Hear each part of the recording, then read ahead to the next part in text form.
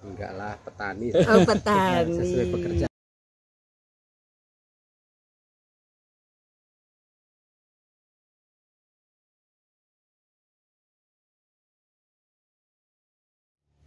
Halo sahabat-sahabat Normanita Channel, ketemu lagi dengan saya Normanita ya. Kali ini saya mau sharing kunjungan saya ke satu area ini. Areanya kayak hutan ya, lihat deh, kayak hutan tuh semuanya. Ini namanya daerahnya apa ya tadi? Apa nama daerahnya? Apa Nusantara? Nama ada ini apa tempatnya apa? Tadi Nusantara apa? Oh, Joglo Nusantara ya.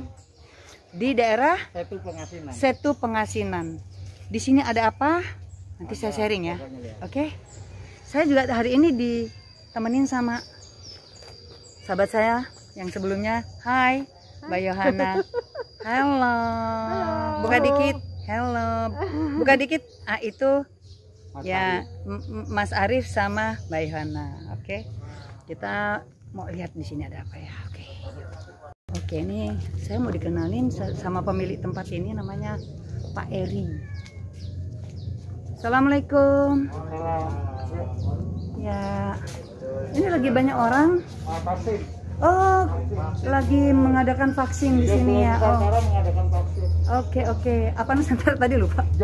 Joglo Nusantara mengadakan vaksin. Ih, lucu deh, ini ada gini-giniannya. Ya Allah, lucu banget ya. Very tradisional tuh. Ini seperti di hutan. Dan di sana ada setu itu. Ada danau, ada setu di situ. Ih, seru juga deh. Yuk kita ke sini, say. Ada pohon yang mana? Nah, ini penggemar pohon, lihat pohon apa aja sedikit langsung jatuh cinta. Sini ya. Ya, boleh. Ini tanaman disebut alien apa? Ya, alien face. Alien face. Ya, ini dia. Nama itunya, nama latinnya aku nggak ngerti. Nama latinnya katanya alien face. Ini termasuk tanaman mahal ya? Mahal. Termasuk tanaman mahal. Dia tanaman kultur Indonesia. Iya, oke. Halo, selamat pagi. Selamat malam, apa kabar? Saya manggilnya Mas apa Pak iki? Karpe Mas Heri ya. Namanya Mas Heri Blangkon ya Mas? Bukan. Mas Heri Nggonku. Iya. Aku datang ke sini karena aku ingin tahu yang namanya Mas Heri itu yang mana. Karena Mas Heri ternyata di dunia pertanaman, persilatan itu sangat dikenal banget. Aku buka dulu deh ya, kan saya juga udah di tes negatif ya. Teman-teman, ini kita di Normanita Channel nih Mas Heri. Teman-teman semua, Normanita Channel nih, hari ini saya dengan Mas Heri. Yang saya dengar nama panggilannya Mas Heri Nggonku ya Mas? Iya. Dikenalnya dengan itu. Dan ini kita di tempatnya seperti hutan dan banyak tanaman-tanaman yang memang dibudidayakan ya. Inilah dia yang namanya Mas Heri, ganteng loh. Setelah dibuka masker, ganteng loh. Jadi Mas Heri ini dikenal sebagai ahli apa ya Mas? Saya ahli provokator. Ahli landscaping dan ahli tanaman. Juga beliau seorang arsitek ya. Enggak lah, petani. Oh, petani. Sesuai pekerjaan KTP saya. Jadi petani. Berkaitan dengan masalah tanaman, landscaping, aku pengen ngobrol-ngobrol karena aku dengar banyak sekali tanaman-tanaman yang indah, bagus dan mahal yang dibudidayakan sama Mas Heri. Lah, aku dapat bocoran dari Mas Arif loh. Dia yang banyak tanaman mahal-mahal saya udah nggak punya, udah pada hilang. Ngomong-ngomong boleh pakai ini, saya lupa tadi. Boleh taruh di cantolin di situ Mas. Ya, biar suaranya kedengeran. Nah, Mas, kan saya dapat bocoran dari Mas Arif banyak. Saya ingin tahu tanaman-tanaman mahal itu yang seperti apa dan kenapa banyak orang menyukainya dan mau membeli dengan harga mahal. Tanaman mahal ya tanaman yang lagi laku ya. Iya. Lagi laku. Kita juga suka bingung gitu. Kriterianya kenapa harus jadi mahal gitu. Oh gitu. Karena buat saya semua tanaman bagus ya. Itu. Mungkin Mas Heri bisa cerita awal mula Mas Heri menyukai membudidayakan tanaman-tanaman yang langka seperti itu, awalnya gimana sih? Ya begini, saya kan memang basic saya tuh dari pertamanan. Iya. Nah, kala itu kok tanaman hanya itu saja ya gitu. Nah, saya sebagai yang punya basic anak petani, gitu kan. Jadi saya melihat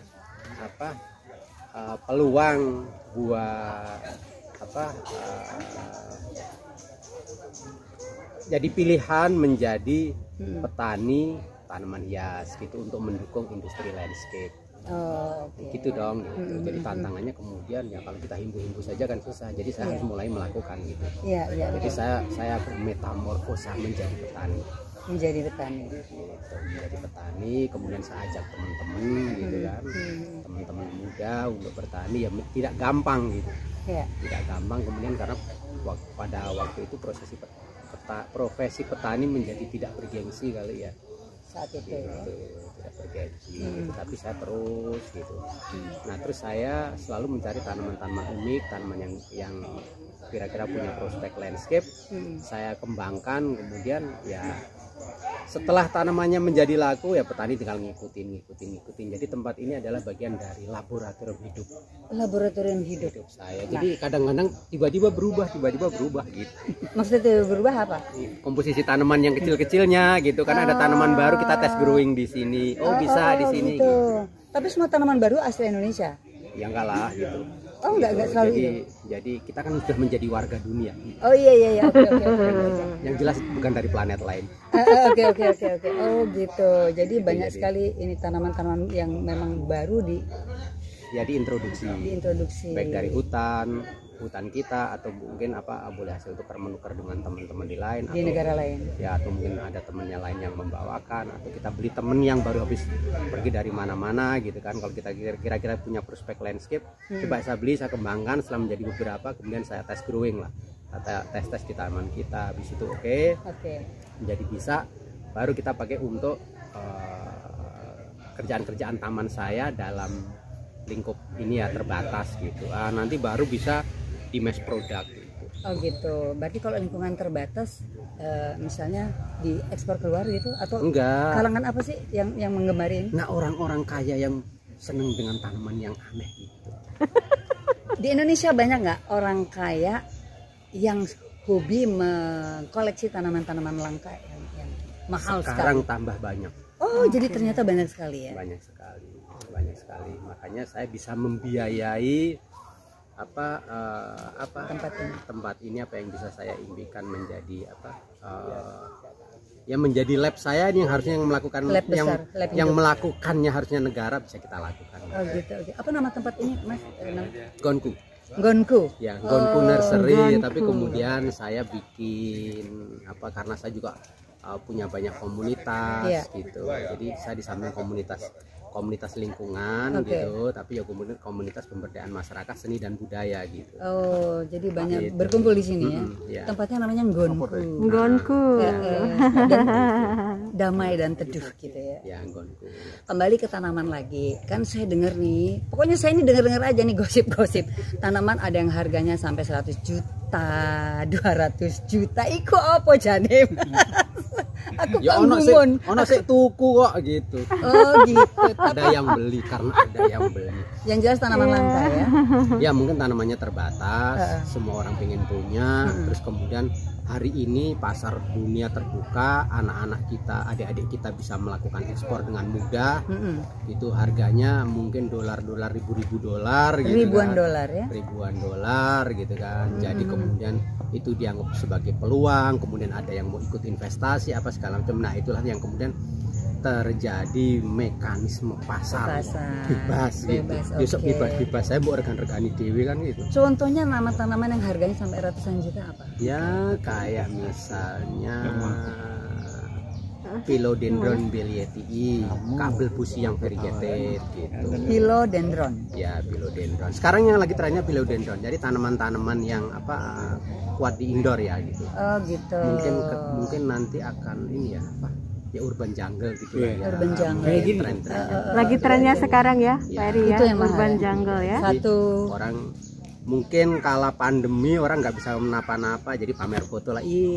daunku tambah lebar sesenti gitu. Itu gitu. adalah kegiatannya gitu. Kalau yang apa tadi philodendron, philodendron itu yang kayak daunnya Banyak panjang sih, ya. Itu katanya harganya per daun.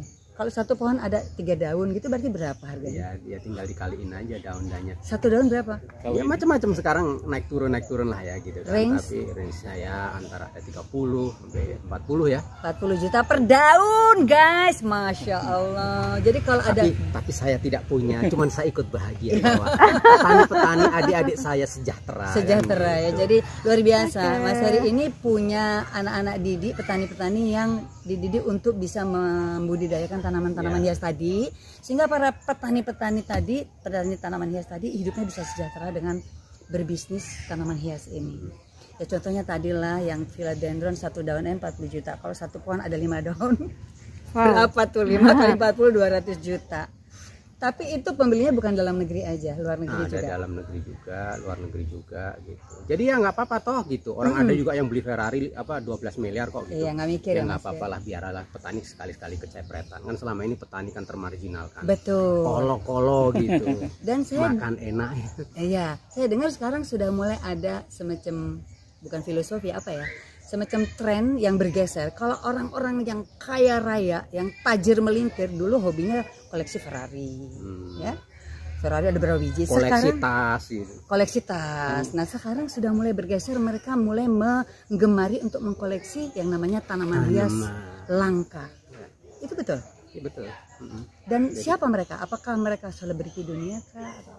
Ya selebriti dunia dan selebriti lokal gitu. Lokal juga ada, lokal Mas. juga aja. Waduh. Kalau ada lokal yang belum, selebriti lokal yang belum ngikutin berarti ketinggalan zaman itu. Itu berarti itu seleb katro. Ya. Jadi ada seleb lokal ya? Banyak. Nggak boleh disebutin namanya. Nggak boleh. Jangan ya. Nanti, Jangan. nanti komplain dia. Komplain ya. Yang jelas selebriti lokal sudah banyak yang membuat mengkoleksi tanaman-tanaman mahal. Ikut mengendorse malah. Oh gitu. Gitu. Jadi penting ini gitu kan. Jadi kesadaran itu penting. Ada 3 hal gitu kan. Jadi ketika dia memelihara makhluk hidup, yang kemudian juga dari dia cara memelihara itu dia berbagi kepada komunitas-komunitas lokal yang tidak harus luar negeri minded. Jadi duitnya muter-muter di lokal, aja. ya kan. Oh, gitu. Nah kan hobi ini kan hobi barang hidup, dia menghasilkan oksigen, dia tumbuh kan gitu. Betul. Gitu kan jadi keren. Gitu. Iya betul. Terus kan di bawah ada anak didik banyak. Ada berapa banyak yang dididik sama Mas Heri? Waduh, yang sukses ya? Jadi banyak yang sukses banyak. Jadi sebenarnya mendidik secara langsung juga enggak. Saya cuma menginspirasi. Saya cuma memprovokasi untuk berbuat baik. Bahwa profesi landscape itu, profesi petani gitu kan, itu juga menjadi sesuatu yang menjanjikan. Apalagi hari ini gitu. Ketika semua bicara tentang digitalisasi, analog juga penting gitu. Oh iya. Toh kaki kita tetap harus menjadi analog. bumi. Iya betul. Gitu ya kan. Betul. Ada 200-an orang kah yang dididik? Oh zaman dulu sih banyak lah, ribuan lah ya. Saya kan kebetulan dulu saya pendiri dan saya sekjen pertama Perhimpunan Florikultura Indonesia. Kala itu ya gitu. Jadi kemudian setelah kita punya organisasi, saya dibawa kemana-mana oleh kementerian, waktu itu Kementerian Pertanian, di bawah Direktorat Tanaman Hias. Jadi saya memprovokasi ke daerah-daerah gitu kan gitu. Nah hari ini kebetulan pemerintah hari ini rada concern tentang landscape gitu ya gitu. Jadi walaupun rada ketinggalan karena dulu dianggap tidak berprospek lah ya gitu. Baru sekarang lah ya gitu. Jadi rada ketinggalan juga teman-teman daerah merespon gitu. Jadi ketika kita ada kerjaan-kerjaan taman yang terkait dengan hubungannya infrastruktur yang harus ada didampingi dengan infrastruktur hijau, ya daerah-daerah menjadi tidak siap. Itu kembali lagi tanaman harus dari Jakarta. Oh jadi sekarang pemerintah sedang excited untuk membuat iya kan gitu, destinasi super prioritas, PLBN, ada tol apa segala macamnya. Ini kan harus butuh area hijau kan gitu. Nah ini yang kadang-kadang kurang direspon waktu itu. Dalam konteks yang tidak tanaman kecil-kecil tadi ya, tapi lebih tanaman-tanaman landscape ya, termasuk tanaman-tanaman perdusma yang mungkin volumenya nggak apa, harga satunya mungkin nggak sampai juta-juta, tapi volumenya kan juga besar, jutaan ya itu gitu. jadi juga Jadi sebenarnya itu ceruk bisnis itu buat petani juga penghasilan yang bagus, walaupun dia yang tidak mahal tapi dalam jumlah besar. Betul. Lantas adalah itu, jadi untuk memperjuangkan tentang ketersediaan ruang terbuka itu 30%, baik privat maupun apa publik. Kalau publik kan tanah-tanah negara, tanah-tanah pemerintah. Itu pun tidak dipenuhi, apalagi yang perorangan suruh berkontribusi semeter 2 meter susah. Gitu. Semua ditutup kan gitu kan. Dia lebih senang membuat karpot daripada naruh mobil kan gitu. gitu daripada dia taruh tanaman, lebih senang naruh mobil. Iya, gitu. Jadi nah, terus itu sebenarnya apa itu kerjaan penyadaran gitu. Kalau itu menjadi bagian dari gaya hidup. Iya. Dia bangga dengan kontribusinya terhadap alam gitu. Mudah-mudahan nanti selebriti juga gitu kan. Jadi gitu. Indah ya. Iya. Jadi indah jadinya. Gitu. Jadi menggalang kesadaran masyarakat untuk pertahankan zona hijau ya, dimanapun berada. Ya, nanti kawasan-kawasan lindung yang ada di perkotaan itu tetap hijau, tapi juga punya apa nilai ekonomi, kayak misalnya tadi komoditi tanaman hias, atau komoditinya biofarmaka atau sayuran organik, tapi tetap hijau gitu kan. Itu sih terus yang ke depan terus kita perjuangkan, karena penting itu menjadi ruang-ruang pembelajaran. Terus memberikan apa view-view yang bagus. Jadi apa sih, kalau motorik halusnya juga kebentuk gitu, daripada anak-anak kita lihatnya tembok hidup terus. di berhadapan dengan sudut-sudut tumpul gitu. Oke, kita nanti lanjut ya, kita keliling ke tanaman-tanaman lain yang ada di sini, koleksinya dari Mas Heri. Oke, lanjut. Kan saya pernah tahu bahwa beberapa saat yang lalu pernah bunga anturium itu menjadi booming ya. Harganya juga sampai beratus-ratus juta. Terus mendadak hilang dan sekarang tidak berharga sama sekali. Itu kan termasuk tanaman hias juga ya Mas ya. Mungkinkah tanaman yang tadi kita sebutkan itu yang harganya sampai ratusan juta bisa terjadi kejadian seperti itu enggak? Pasti akan terkoreksi. Oh begitu. Pasti akan terkoreksi. Bagaimana bagi mereka yang mengkoleksi ya? Apa nggak takut ya? Apa kan koleksian? Kan gitu. Kan lo beli Ferrari juga harganya kan menurun gitu. Oh gitu. Tapi kadang-kadang ada tanaman yang memang susah diperbanyak. Itu jadi harganya stabil gitu. Nah bedanya dengan anturium itu percepatan ininya itu sangat cepat, pembiakannya, karena dia dari biji itu dia berhasil dari biji kemudian beranak pinak gitu. Oh gitu. Nah, tapi kalau philodendron ini nggak semua orang bisa banyakin kecuali dipotong. Nah itu sangat terbatas. Jadi yang philodendron yang marga philodendron ini dia harga selalu stabil ya? Ya relatif. Enggak relatif ya. Artinya tidak anjlok sampai seperti anturium. Pelan-pelan lah nanti. Oh gitu. Oke. Kalau itu kan anturium kan dulu kan begitu beranak ratusan sampai ribuan gitu. Kalau ini punya satu dipotong ya paling jadi satu jadi dua gitu. Oh iya, kalau lagi. Iya betul. Itu yang bikin mahal ya. Iya. Nah, Mbak Yohana, kita kan udah di sini di tempatnya Mas Heri nih ya, di tempat nggonku. Udah denger dia cerita. Gimana kesan-kesannya? Suka nggak dengan tanaman-tanaman yang unik-unik gitu? Oh ya. Aku sebenarnya penggemar tanaman yang unik-unik. Gitu. Buka. Ada yang disukai nggak di sini tadi setelah nengok-nengok? Tapi di sini tanaman yang uniknya udah mulai jarang karena dia lebih banyak membina petani. Jadi justru petani-petani di bawahnya yang punya koleksi-koleksi yang unik-unik. Iya, di sini tanamannya besar-besar. Besar-besar dan kita tuh harus hafal loh nama-nama tanaman ya, harus hafal kita nama-nama tanaman itu. Tapi ada yang disuka nggak? Ada yang aku suka. Ada asoka yang aku belum pernah lihat. Daunnya itu seperti varigata ya, unik gitu daunnya itu. Oh itu termasuk tanaman unik juga ya? Termasuk tanaman unik. Ada juga yang daunnya malah besar. Oh gitu. Itu langka juga kayak gitu. Soka juga namanya. Coba, dan aku baru lihat. Nanti kita lihat ya. Boleh. Keliling ya. Terus sama Mas Arif ya. Ya boleh. Terus ada tanaman yang ini loh. Bagaimana kita bisa mencintai tanaman? Itu aku selalu ajak ngobrol. Oh gitu. Kita ngobrol kalau dia sama belum tanaman. Berbunga, ayo dong berbunga. itu temannya udah berbunga. Dan dia bisa berbunga ya. Iya. Jadi bunga itu ada, tanaman itu adalah sahabat kita, Iya. betul nggak? Ya.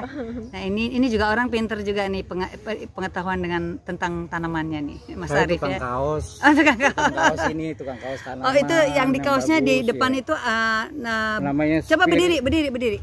Ini kaos itu ada gambar tanaman namanya marga philodendron.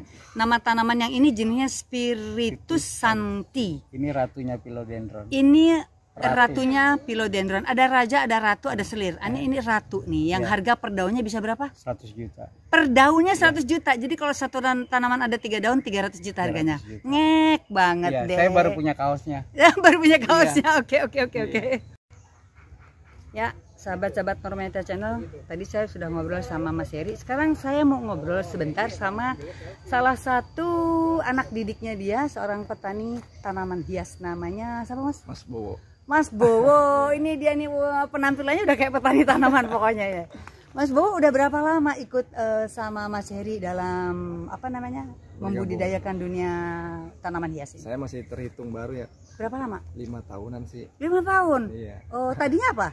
Tadinya desainer, Tadinya desainer. Desainer apa? desain grafis. Oh, desain grafis. Sekarang langsung masuk ke bisnis tanaman hias. Iya. Nah, kan tadi saya sempat bicara tentang philodendron. Philodendron itu berapa banyak jenis sih? Secara pasti variannya sih di atas 150-an. Oh, banyak sekali ya? Iya. Kok banyak sekali, Ini 150. philodendron lebih dari 150 sih. Tapi katanya ada yang jenisnya ratu, raja, selir. Iya. Tapi yang lainnya apa jenisnya tuh? Rakyat ya. Oh, rakyat. Oh, oke. Yang rakyat lebih murah ya? Ya ada berbagai yang juga yang mahal juga sih. Oke. Oh gitu. Terus ya itu yang satu daun harganya bisa sampai 100 juta itu ya? Itu ya, Spiritus Sancti. Spiritus sancti harganya bisa sampai 100 juta. Boleh agak geser sana sedikit nggak? Kena matahari. Nah ya yuk. Nah terus berarti kan mahal tuh. Sampean punya yang itu philodendron? Yang Spiritus Sancti Ha-ha. belum. Belum ada ya. Tapi tanaman hias apa yang Mas Bowo punya? Ya sebagai rajanya, sebagai putrinya kan Spiritus Sancti, rajanya si Bernardo Pazzi. Pangerannya Heterocraspedon, putrinya Patricia. Itu ada semua sih. Punya? Iya, putrinya aja yang belum. Riskan juga, pohonannya terlalu apa ya? Sensitif sih. Sensitif. Sancti itu. Gampang mati. Sensitifnya gimana maksudnya? Kalau penanganannya salah Bisa mati. iya. Nah, yang Risiko Mas tinggi. Bowo punya di tempatnya Mas Bowo yang mana tuh tadi? Yang ketiga Pangeran. itu iya. Yang pangeran, apalagi tadi? Pangerannya si Heterocraspedon, putrinya Patriciae, Oke. si rajanya si Oh, jadi raja juga punya. itu kan si tuan putrinya kan. Kalau yang rajanya berapa per daun? Rajanya si siapa? Per daun sekarang udah berapa ya? 20-an Kira-kira sih. 20 juta. Iya. Sugih Mas ya. Amin. Bernardo Pazzi. Oke, jadi Mas Bowo ini punya tanaman hias yang jenisnya mahal ya, yang marganya marga philodendron. Lihat. Mas Bowo punya tanaman mahal tadi yang kita sebutin ya. Oke. Terus yang saya ingin tahu semenjak bergabung menjadi petani tanaman hias, sekarang penghasilannya berapa sih per bulan? 50 sampai 100 ya. 50 itu bersih. Iya. Bukan omset ya. Jadi itu 50 sampai 100 juta. Keuntungan, ya. Itu termasuk luar biasa ya untuk Alhamdulillah. untuk jual beli tanaman. Jadi buat teman-teman di rumah kalau mau berbisnis tanaman hias, ternyata sekarang itu bisa untuk jadikan apa namanya? Untuk peluang yang bagus ya untuk bisa hidup. Iya. Ya. Luar biasa. Jadi Kan tanamannya situ fluktuasi ya, kadang naik, kadang turun. Ya. Jadi kayak baca saham juga sih. kayak baca saham juga. Iya. Makanya penghasilannya range-nya antara 50 sampai 100. Tapi itu sudah bagus sekali. Wah, makasih banget ya Mas Bowo ya atas info-infonya. Oke, thank you Mas Bowo. Sama-sama.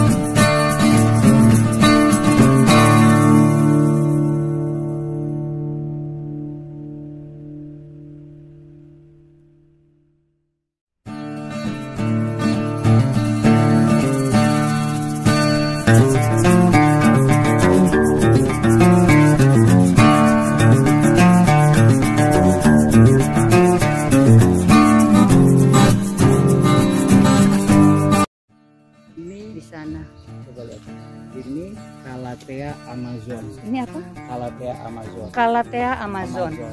Dia harganya per daun, per pohon gini satu itu $5.000. Hah? Yang benar? Iya. Oh my god. Ya di sini ditanam bebas.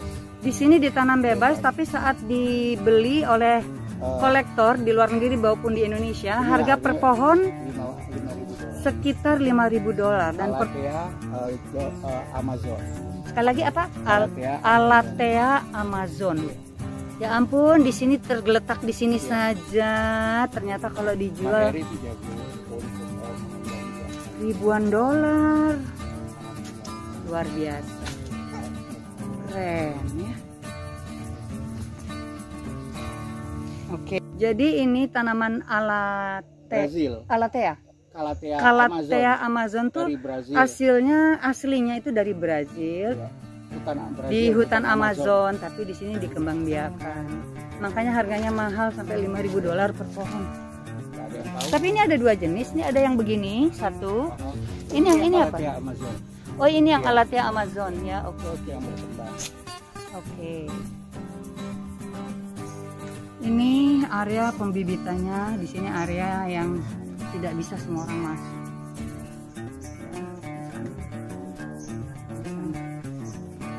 Ya, pembibitan tanaman hias.